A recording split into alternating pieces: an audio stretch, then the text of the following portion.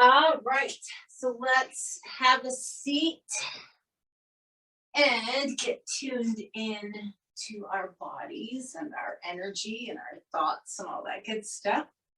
So just find your comfortable seat, align your spine, let your shoulders relax and your jaw relax. Let's take a deep breath in through the nose and a big exhale through the mouth. If you're comfortable with your eyes closed, you can close your eyes. And then I want you to just take a moment and really feel into your body. I want you to feel your muscles, feel your joints, feel your level of central nervous system arousal, feel how you feel from an energetic standpoint. And then begin to breathe slower and deeper. So Ujjayi breathing is always preferable, but if you have allergies or some sort of respiratory issue and all you can do is breathe deep and slow, that's perfect.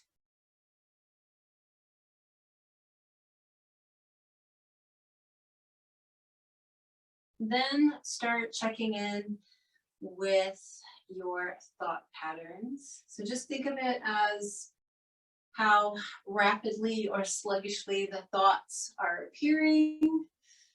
What's the tone or the quality of your thoughts? You're just kind of taking a step back to observe thought processes and then notice any emotions you might be feeling.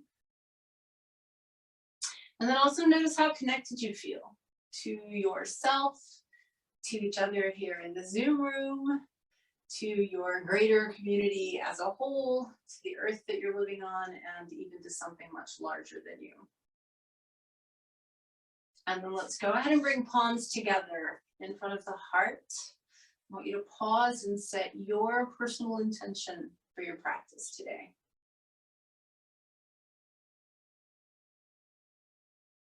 Take a deep breath in. Big exhale. We are gonna start standing today.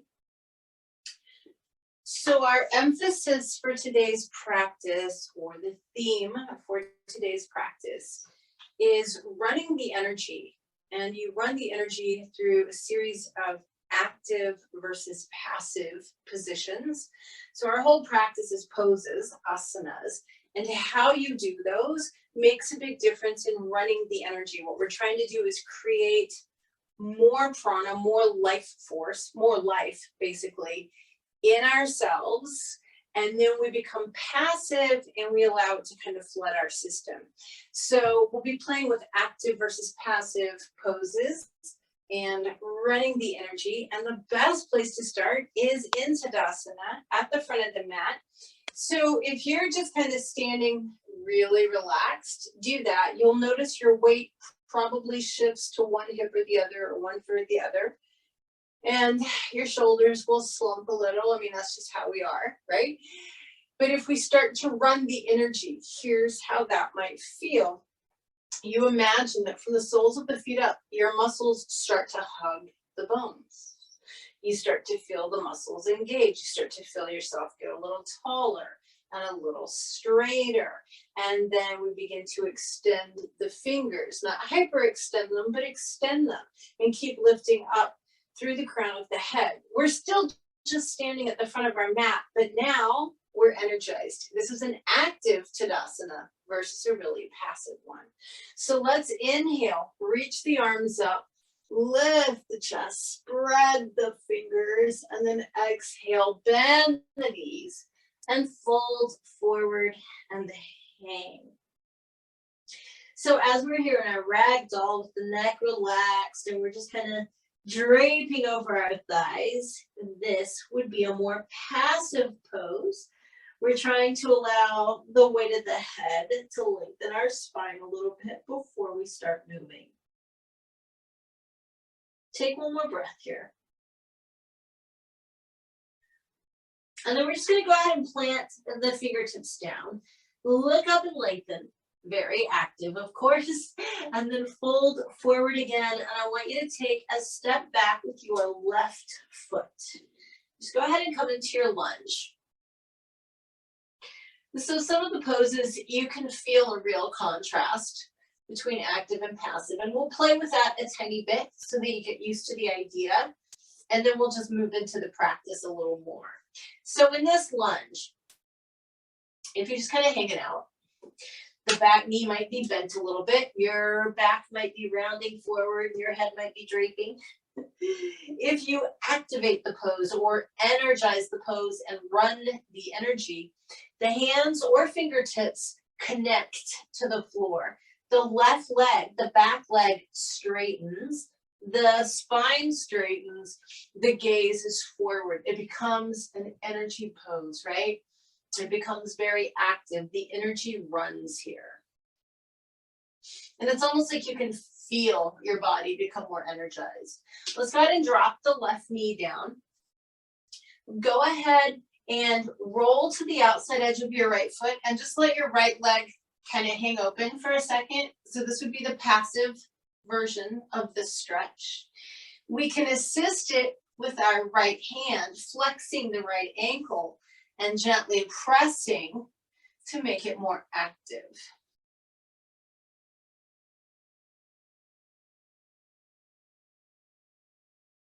Go ahead and extend your right leg now.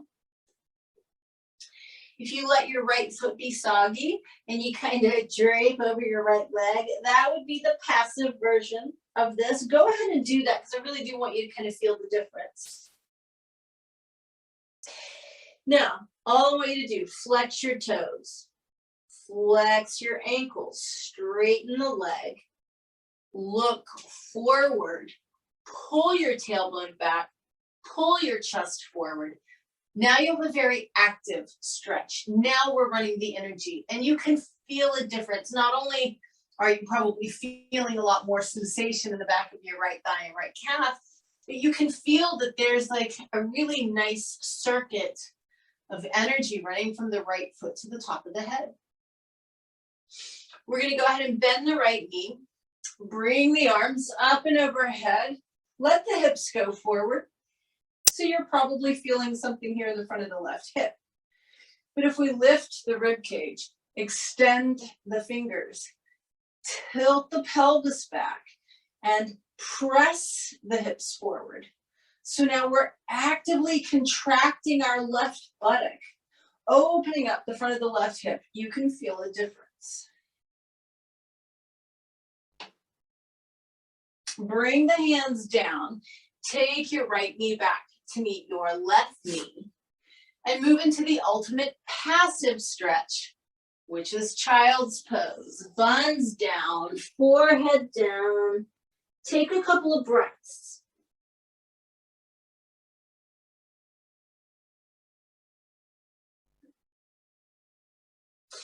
And then we're going to scoot forward into Sphinx, which is really the perfect hybrid pose for active and passive, right? If we're using this as a spinal lengthener, from the waist down, 100% passive. We want our big toes to touch and the heels to drop open. We want everything completely relaxed from the waist down. And then from the waist up, we become very active. We pull the shoulders down. We lift the heart. We pull with our forearms to create space in the low back. So waist up, very energized, very active. Waist down, very relaxed, very passive. And then go ahead and move into your downward facing dog. Since it's your first down dog, do any little movements that you might like.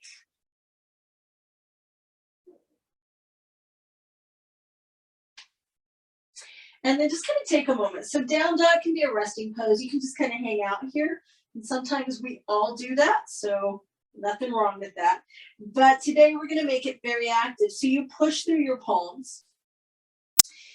And you very strongly press the hips back and very strongly press your heels down. Now we have an active, energized downward facing dog.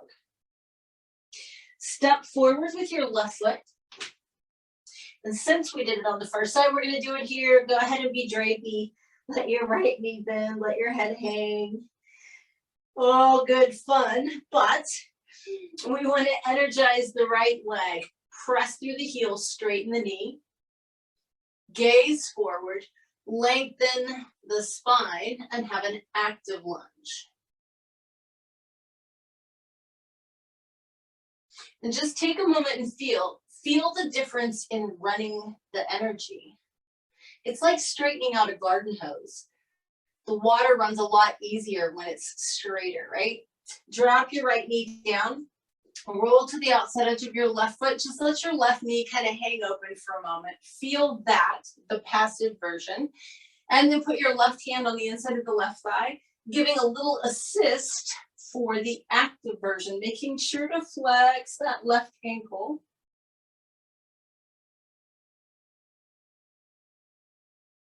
And then we're going to just fully extend the left leg, hands on either side of your left foot.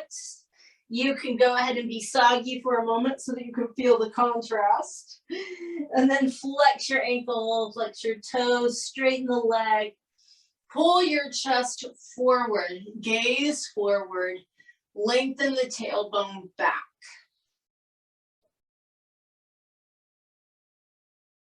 And then bend your left knee. Let's take the arms up and overhead. Let the hips go forward. So if you're just kind of hanging out here, your fingers are soft, everything's groovy. We want to activate it and energize it a little bit. Extend your fingers, lift your chest, tighten your right buttock. Let the hips press forward.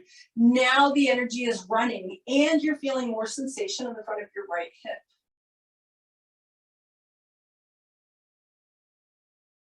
Let's bring the hands down and step forward to a standing forward bend. Inhale, reach your arms up. And exhale, bring your palms together in front of your heart. So we're going to begin playing with all of this in Warrior One. I'd like you to step your left leg back, adjust your feet as you need to. We've done this a lot. Make sure your hips rotate forward, right knee is bent.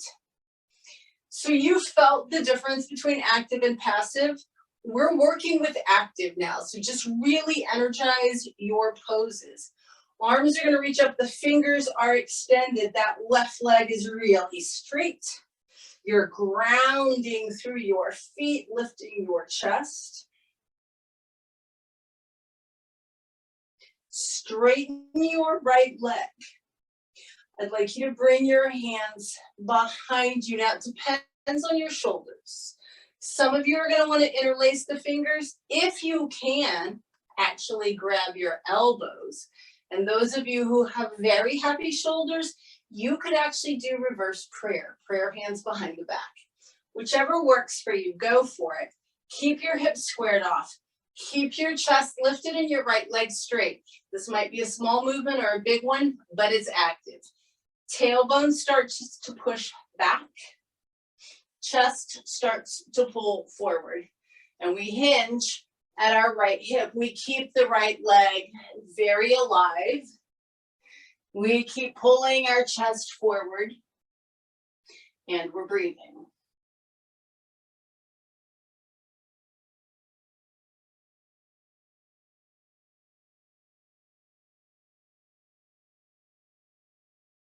So this is a very active stretch on that right hamstring. Come back up, bend your right knee, arms are up and overhead. Warrior One again, active Warrior One. Now I want you to bring your palms together in front of your heart because I want you to focus on your legs. We're going to shift into a Warrior Three. Keep your prayer hands together, or if you prefer, they can be out to the side like airplane wings. But as you lift off, what I want you to notice is what's going on with that left leg. A lot of times people hinge at their hip and the left leg is kind of lazy. We're focusing on energy. Extend your left leg very straight. Flex your foot and tighten your left glute to raise that left leg. Spine stays straight. Left foot goes back down. One more time, warrior one, very energized.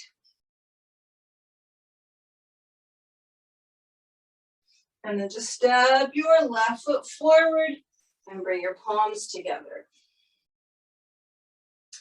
So I'm sure you can feel a difference when you're really focusing on running the energy. Your practice is different, right? Let's go ahead and take the right leg back. I'm gonna step back a little bit here, warrior one. And take a moment and really run the energy. So it's almost like you're doing your pose with great intention. Fingers are extended, that right foot's really grounded, right leg is straight. Let's go ahead and make the left leg straight as well. Reach your arms behind your back. So same thing, either interlace the fingers, grab the elbows, or if you can do reverse namaste. Square your hips off. Keep your left leg straight, lengthen your spine. And just begin to hinge at your left hip. You're leaning forward.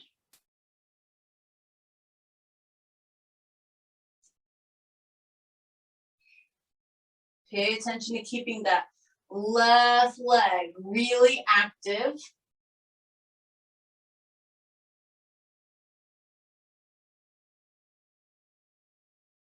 And then come back up. Release the arms overhead. Warrior one. Bring your palms together in front of your heart. Now we move into that warrior three. So keeping palms together or extending the arms out if you need to. We're focusing on the right leg. So as you begin to hinge at your left hip, right foot flexes, right leg should be really straight. And we tighten the right glute to get that leg to come up. We want a straight, active, energized right leg. Put your right foot back down. Warrior one more time.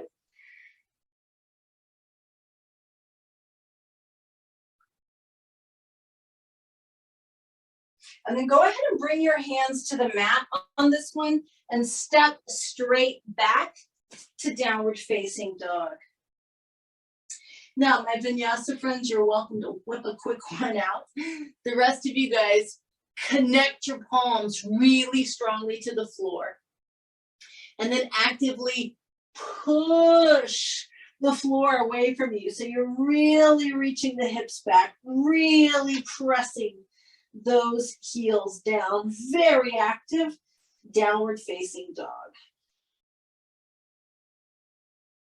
We're gonna step the right foot forward, spin the left heel flat. This time I'd like you to come up into warrior two. So the first thing we're gonna do is just feel the difference in a soggy warrior two versus a strong one. Let your arms just kind of be and everything's just sort of Now what I want you to do is push through your feet. Actively press your right knee out towards the little toe. You're gonna feel your outer hip engage. Extend your fingers, reach the arms out like you're trying to touch something just beyond your reach. Lift your chest, sink your hips. Good. Right forearm on your right thigh, left hand to the ceiling. Only if your back can handle it. I want you to make note of where your body is right here. Don't allow it to move, but extend your right arm out parallel to the ground. Come all the way up, straighten your right leg. Left hand on your left thigh. Reach the right arm up and over. If you need to keep your right leg straight, that's fine. If you would like more work, bend your right knee. And then if you can, take your left arm parallel to the floor. Come all the way back up, straightening your right leg, arms are out to the side. You're gonna reach the rib cage to the right, and then you're gonna pause. Keep reaching the rib cage to the right, pause. And then if you can, just take your left hand towards the ceiling. Don't let the right side of the spine shorten. And then bring both hands down. Pause for a moment, lengthening actively over your right leg. Step back to downward facing dog and make it a really active one. Again, those of you doing vinyasas are welcome to.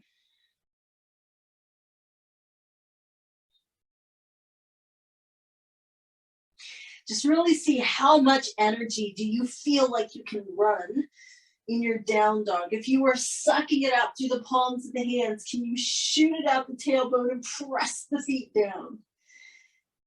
Let's go ahead and step left foot forward. Right heel's gonna spin flat, coming up again into warrior two. Let it be a little soggy to begin with, so that you can feel the difference. Because we've all had those days when we've kind of just gone through the motions, and that's what this would be, right?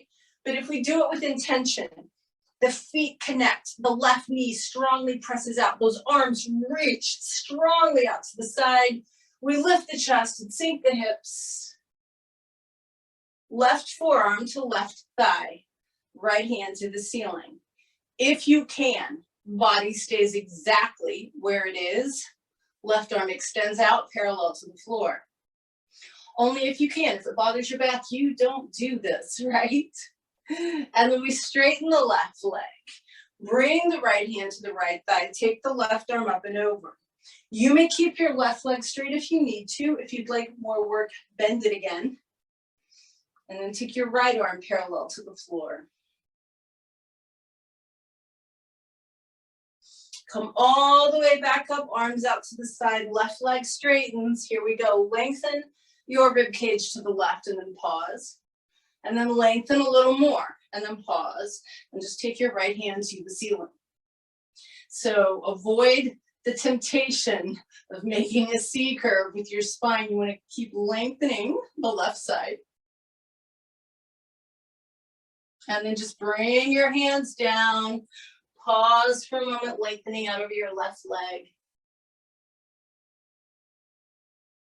Step straight back, downward facing dog. Fully committed, fully energized, and active down dog. In fact, think about pushing your thighs backward, like the front of the thighs pushing toward the back of the thighs. And then walk your feet forward. Standing forward bend.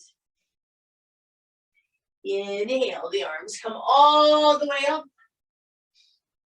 And exhale, palms to prayer. So yes, I know you've already balanced a little bit in your warrior three, but a really common and traditional yoga pose is tree pose. And quite often, it's a passive pose rather than an active pose. So we're going to play with that today. If you're having a very wonky balance day, get close to something to hang on to. Otherwise, enjoy the contrast, which is really what this is all about, the contrast between passive and active. So we're going to stand on the right foot first. Now, your left foot can be at your ankle, your calf, your thigh, doesn't matter. But all I want you to do is just, in a kind of relaxed manner, bring your left foot up. You can have your palms in prayer or whatever. So right now, I'm hanging on the ligaments of my right hip. My left leg is not engaged. I'm balancing, but it's very passive. Here's how we activate it. Push through the foot that's on the ground, in this case, your right foot. Bring your right hip back in alignment over the ankle. Press the left leg out. Lift up through the crown of the head, right? So you become very straight, very tall. Press the palms together. Press the left foot into the right thigh or calf or foot. You should feel engagement in both outer hips. You should feel tall and straight and whoo, like you're an energy fountain. Bring your left foot back down. All right. So there is a big difference. Yes, you can balance on one leg, hanging on ligaments, or you can balance and let the energy hold you up. We want the energy to do it. So standing on your left foot, if you want to feel the contrast, bring your right foot up wherever you're going to put it and just kind of stand for a minute, hanging out on those ligaments, letting your right leg be lazy. Then lift through the crown of the head. Engage left outer hip, engage right outer hip by pressing that right knee back. Push your palms together. Push your right foot into your left thigh or calf or ankle. Continue to lift through the crown of the head. And if you're feeling it, just go ahead and embody that energy fountain. Let your hands come up, woo, and spray out. Nice, you guys, and bring the right foot down. I appreciate those of you that have your cameras on because I could see you do it. That was awesome. All right, so let's come back to the front of the mat. Pause for a moment in an active Tadasana. Fingers are extended, spine is lengthening. Just notice, even at this point, how much more alive and energized your body feels from the first time you stood here. Palms together in front of the heart. Inhale, reach up. Exhale, fold forward. Standing forward bend. Inhale, look up and lengthen. This is really kind of the ultimate energized pose, right? Exhale, back down. So now we're going to step back onto hands and knees, all fours. And we're just going to do a little spinal stabilization. And again, make sure that the energy is what's holding us up, all right? So right leg's going to extend. Now, a lot of times, I'm guilty of it too. You can just kind of have your right leg in the air and your left arm out, and that's it, right? Before we lift our left arm, the right leg is up. I want you to flex your right ankle. Push that right foot way back. Get your right leg straight. Feel your right bun engage, just like we did on Warrior 3. Straight left leg. Look forward rather than down. And then extend your left arm, including the fingers.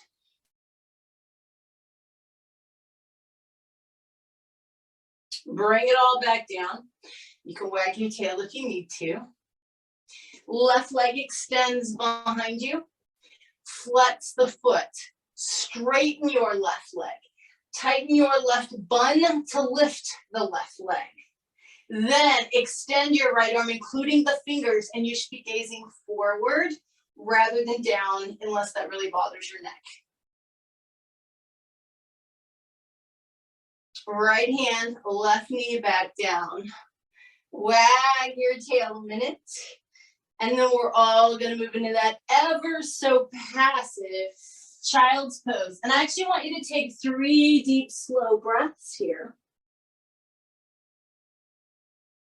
Because when we do the active poses and then we go into a passive one, it's like this is where that prana gets distributed. It's just kind of flooding your whole body.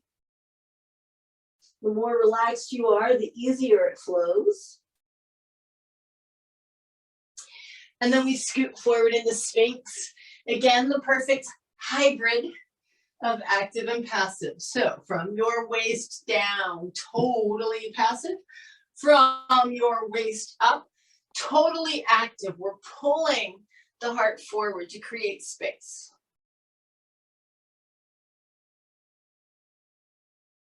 And then one more exceptionally active downward facing dog. So really think about how can you energize your down dog? So if your shoulders are kind of over your wrists, you push more through the hands. You want to try and open up the armpits. If your knees are bent, you try straightening them. If your hips are back but your heels are up, you sink those heels down.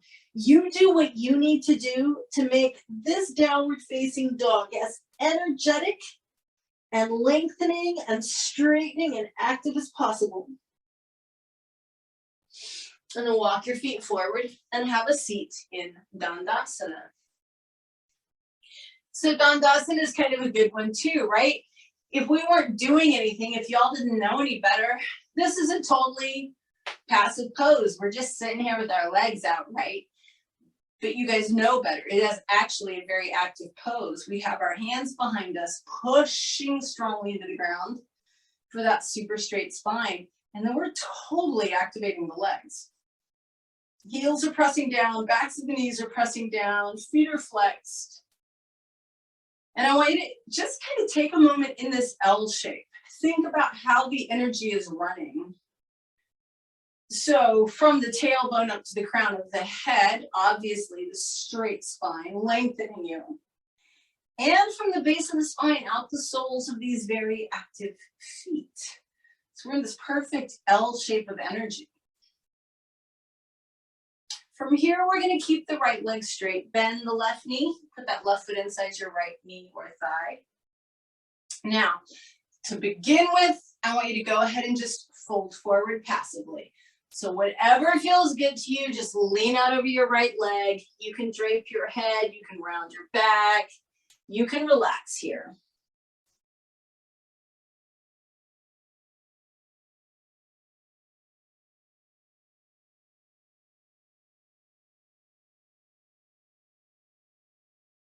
And then I want you to come up again. Now, I want you to flex your right toes, flex your ankle, push your heel in the back of the knee down on that right leg like we do in Dandasana. I want you to raise your arms up and overhead. I want you to keep your gaze forward, and you're going to just kind of push your heart forward and then stop. Keep lengthening forward. Keep your foot flexed. Keep pulling the chest forward. Keep pulling the face forward. Take one more breath. And then relax the arms, whatever they touch, whether that's your foot, your ankle, or your calf, grab hold of it. We're raising the right leg for Kanchasana Heron variation. So again, you could sit here with a rounded back and a soggy right leg, but why would you bother? Lift up through the crown of your head. Get a very straight spine. Activate your leg by flexing the toes and ankles of the right foot.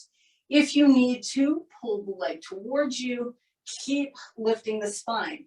So remember that analogy of a garden hose. We want it very straight and wide open because we're not running water, we're running energy. Take one more breath here. And if you can, you're going to take this right foot that's in the air and put it outside the left knee or thigh. If possible, get that whole right foot flat.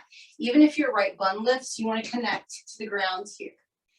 Even in a twist, you could kind of be soggy and twist, or you could energize and twist. And I promise you, your spine prefers the energized version.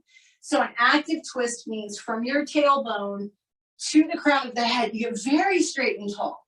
Then you bring that right hand behind you, keep the shoulders relaxed. You can either hug your right knee or you can bring the elbow outside of it. Super straight spine, very active here. So your right foot is connected to the ground. You're lengthening your spine, and twisting to the right.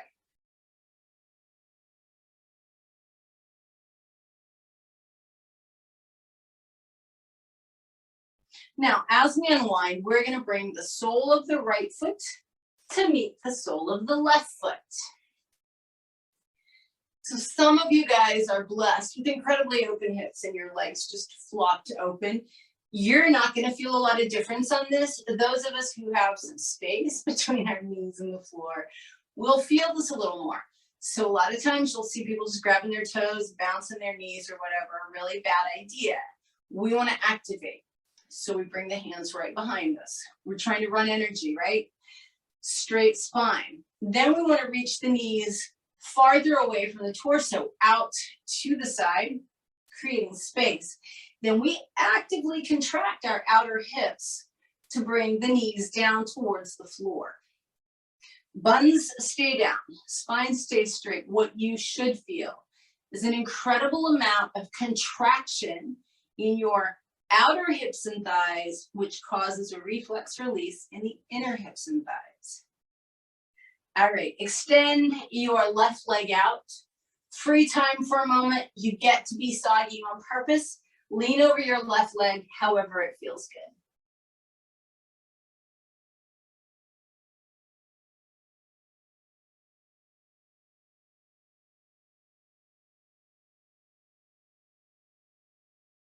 And then come on up from that. Flex the ankle and toes of the left foot, push the heel and the back of the knee into the ground. Raise the arms up and overhead. Push your chest forward.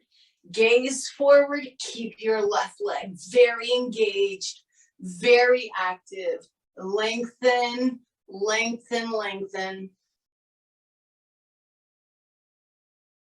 And then let the arms relax. Whatever they grab, whether it's your foot, your ankle, or your calf, keep it there. Raise that left leg up. And you know I'm going to tell you to energize. So lift through the crown of your head. Get very straight and tall. Flex the toes. Flex the ankle. Try and get that leg straight. Even if it means you have to grab down here on your knee or thigh, that's okay. Straighten the left leg. Flex the ankle. Engage the leg. Lift the chest. Take one more breath here. And then we're going to bring this left foot all the way across, if possible, the right knee or thigh. Try and get the whole left foot connected to the ground. Even if your left bun lifts, that's fine. Remember, your spine prefers this energized twist. So the first thing you do, lengthen your spine. Sit up very straight and tall. Bring your left hand behind you. Either hug the left knee or bring that right elbow outside of it.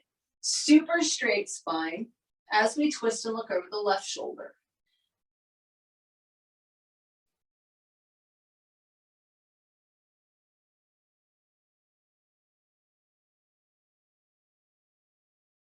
This time, as we unwind, we're going to take the legs wide. Nice wide V. Making sure we're on the sit bones. So you know, I always tell you to be really active with your legs in this pose. This should feel familiar. Toes flex, ankles flex, toes point out. Legs are very engaged. The difference today, now if you need to have your hands behind you, go for that. But if you normally have your hands on your feet or legs or on the floor, not today. We're going to raise the arms up and overhead. Lift the chest. Push your chest forward. Keep your gaze forward. Don't look down. Keep your legs very active. Keep reaching forward, extending your spine. Very, very active, energized stretch. So I've got energy coming through the arches of my feet all the way to the base of the spine and then just shooting straight out the crown of my head. 2 more breaths. You got this. Come on back up. You can help your legs together. Give them a good wiggle. So I kind of said at the beginning of our practice, you do all this active stuff and then you do the passive stuff to let the energy flow. We have one more very active pose and then it's all sweet passivity after that. So we're going to roll onto our backs, hug our knees in. Rock side to side. Enjoy that for a moment. Our final really active, energized pose is going to be bridge pose. Those of you that have back issues, you can still do it, but you might have a more neutral spine, but that's fine. You can still run the energy, but please take care of yourselves. At any rate, the instructions are as follows. We're going to put our feet on the ground. Big toes touch, heels separate. Please keep your heels planted, no tippy toes. It's about energy and connection, and we draw it up from the earth. So before we start to lift up, I want you to tilt your pelvis back. Think about poking your pubic bone up. Then begin the lift. Now, even in bridge pose, you could just hang out, right? But we know that's not what we want to do today. Really push through the soles of the feet. Continue to push the hips up towards the ceiling. Continue to push the pubic bone up towards the ceiling. Start to lift the rib cage. Lots of energy. You're driving through the soles of the feet. Your glutes are very active. Your belly feels very lengthened. And you're breathing. And then on your next exhale, you can just lower down, hug your knees in, and rock side to side. So at this point, we start to enjoy some really nice passive stretching. So you've done all of this really intense, it is intense, active, energized asana. And now you get to just kind of enjoy letting everything go. We're going to begin with a reclined spinal twist. If you need to be gentle with your back, you'll keep both knees bent and drop them to the right. If you would like to have one leg straight, it will be your right leg, because we're going to bring the left leg across the body, still twisting to the right. Regardless, left arm is going to open out to the left. The palm is up. If you can, your head turns to the left. And then I want you to just kind of switch. Now it's the contrast to our active stretching. We want to become passive. Where can you let go? Where can you relax? Where can you soften?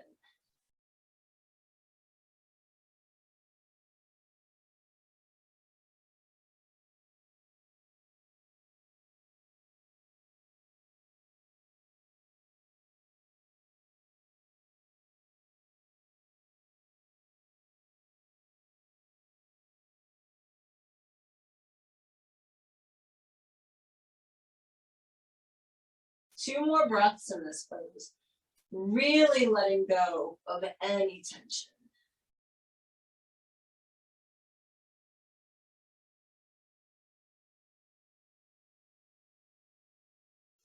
On your next inhale, you can come back up. If you just had your left leg bent, just hug your left knee.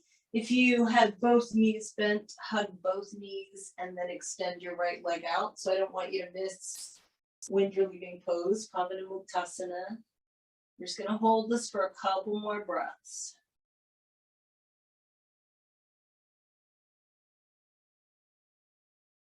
And then bring the right leg up to meet the left leg. So same thing on this side, you guys. If you'd like to keep both knees bent, that's beautiful. They will both drop to the left. If you're going to extend one leg, it would be your left leg here that would extend. You'll twist over to your left, right arm, opening out to the right. Palm faces up. So the same thing applies here. For instance, if you have your left leg straight, don't reach through the foot and flex the ankle here. We're letting it all go. Your left foot is relaxed. Your left knee might be a little bent. Your right leg is doing whatever it wants to do. Your right arm is out to the right. Your palm is facing up, but your fingers are relaxed. Your jaw is relaxed. You're feeling into your body to see if there's anywhere else that you can soften and let go and surrender.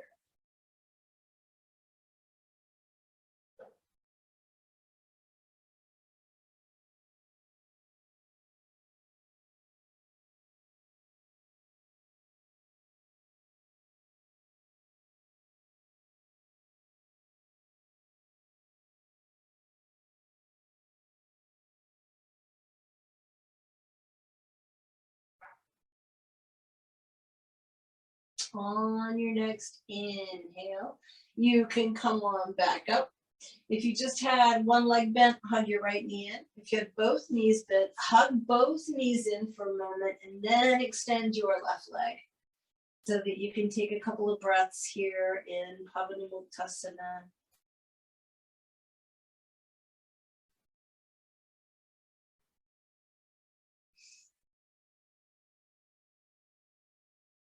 Bring your left leg up to meet your right leg. Side to side rock.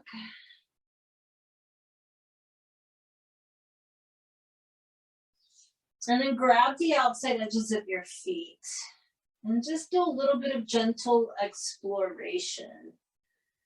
So yes, we're using a little bit of energy to see what's going on in the lower body.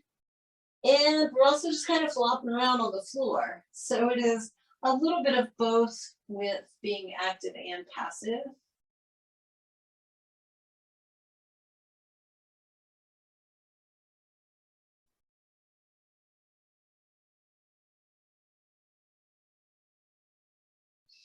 And then when you kind of finish playing in your happy baby, what I'd like you to do is grab behind your thighs so your legs are still in the air. I personally like to grab my elbows because I feel like I can relax more, but you don't have to do that. So I've got my thighs hugged into my chest. And then I'm just going to kind of relax my legs for a moment. Of course, take care of your backs. But in this position with your back staying flat on the floor, as you inhale, kind of straighten the legs a little bit. And then exhale and relax them. Do that 2 more times. Inhale, beginning to straighten the legs, right? A little bit of energy, exhaling and relaxing. 1 more time. Inhale, straighten a little. Exhale and relax. Bring your feet to the mat, ankles and knees together. As you exhale, both knees drop a little bit to the right. As you inhale, they come back up. And as you exhale, you drop them just a little bit to the left. So we're going to keep this really subtle and gentle. Inhaling the legs back up. As you exhale them to the right again, if you want them to go a little farther, that's fine. But we're trying to be subtle here. Inhaling the legs up. Exhaling them to the left again. Go a couple more times on each side to whatever degree of movement feels good for you.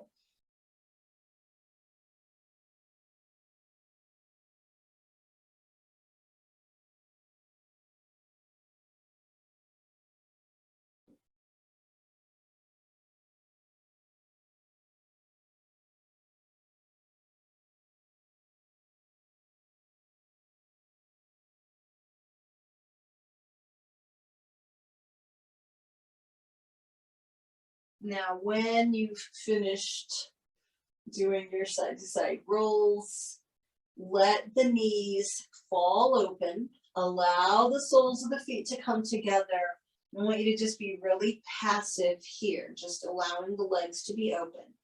So this is reclined bound angle or reclined cobbler's pose. Supta Baddha Konasana. It's a very gentle inner thigh stretch. We're going to take it now into that spinal lengthener that we normally do, which is also pretty gentle, but a tiny bit active, and it will help energy run through your spine. So as you inhale, press the low back into the mat, flatten your back, keep breathing. As you exhale, next, release and let the curve come back into your spine. And then 1 more time, inhale, press your back flat, tilt the pelvis back, breathe. And then exhale and release. From here, begin to extend your legs, separate your feet, find the place you want your arms to be, with the hands below the shoulders and the palms facing up. The final contrast between active and passive. We're going to do 2 tense and release breaths before we sink into our Shavasana. And what that consists of is an inhale through the nose. We hold the breath.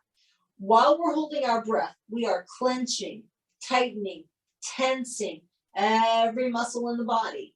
Then we exhale with 2 forceful, audible sighs through the mouth as we relax. And we're going to do it 2 times. So here we go. Deep breath in through the nose. Hold your breath, clench, tense, tighten. Exhale 2 times.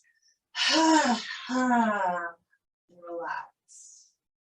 Once more, inhale. Hold your breath, tighten, tense, clench, squeeze, and then 2 exhales.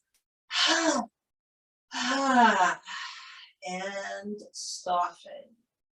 Any other minor movements that you need to do them now, and then totally relax. Your fingers should be gently curling.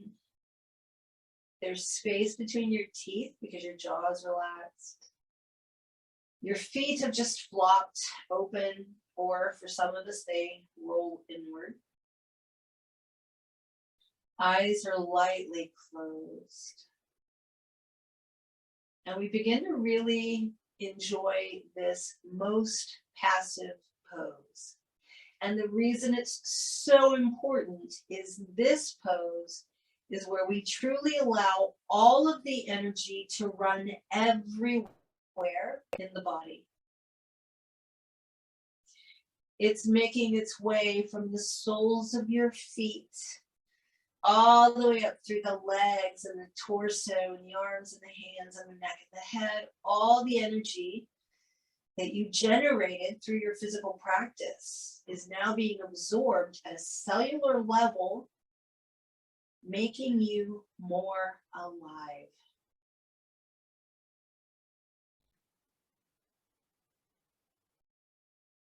So as your body continues to soften and relax and your breath gets softer, I really want you to just enjoy this end of the continuum. We understand silence because we know noise.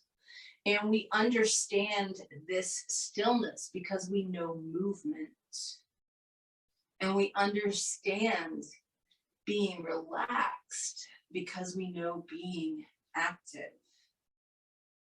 So for now, for these next few minutes, simply rest in this silence, this stillness, this peace that you created.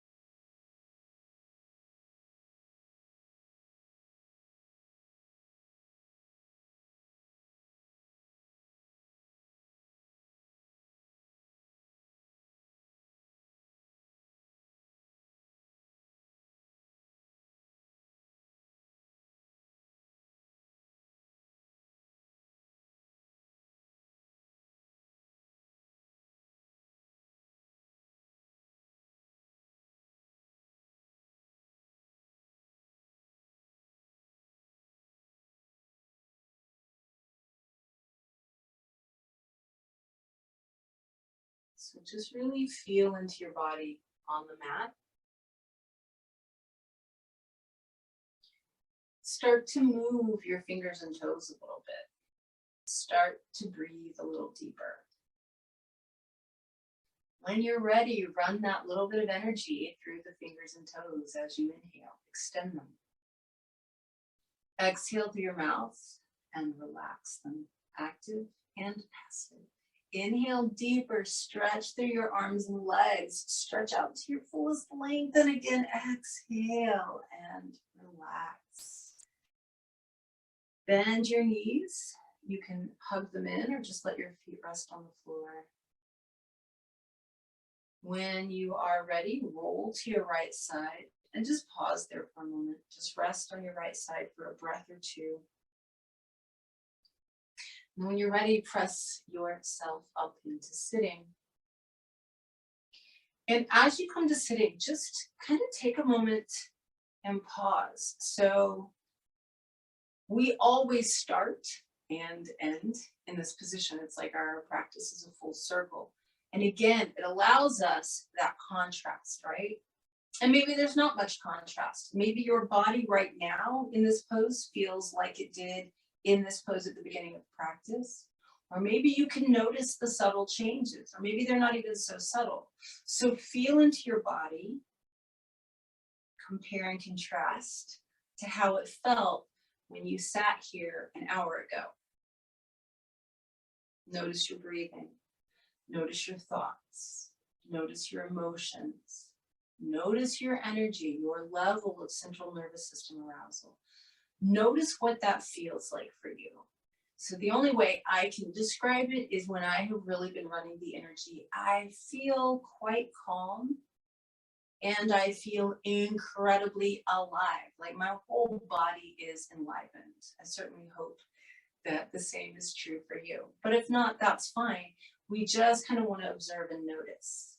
And then for our breath work today, we're going to do a really basic Ujjayi breath, but I'm going to have you do it slightly differently. I'd like you to interlace your fingers. Your left thumb should be on top. So if that feels like a weird way to you, just switch your hands and then let your hands rest in your lap. When you do that, you'll feel your hands are really kind of in front of your bladder, your second chakra, your second energy center. This is where we're going to breathe from. I know that sounds very odd. We're going to do an Ujjayi breath. Don't worry about count or anything, but we're not going to try and make the chest and the lungs inflate or move. We're going to try and do it from down here by the bladder. I have no better way to explain it than that. Give it your best shot. If you get it, you'll really get it and you'll kind of have that aha moment. And if you don't, it's okay. It takes a lot of practice. But remember, it's not a deep chest breath. It's a lower abdominal breath. So off you go, give it a shot.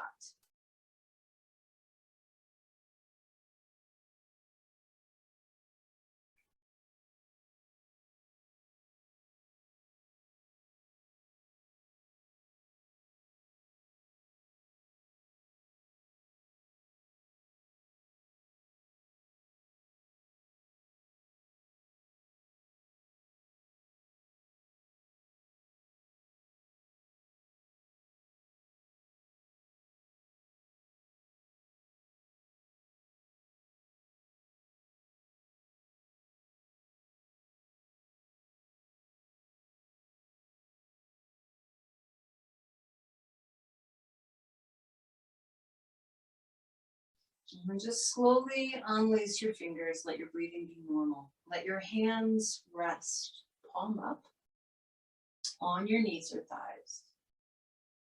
And just pause for a moment. I want you to just notice overall how you feel as a result of your practice, which was a blend of active and passive, but which was designed to run the energy. As a result of your relaxation, as a result of this breath work, the whole package.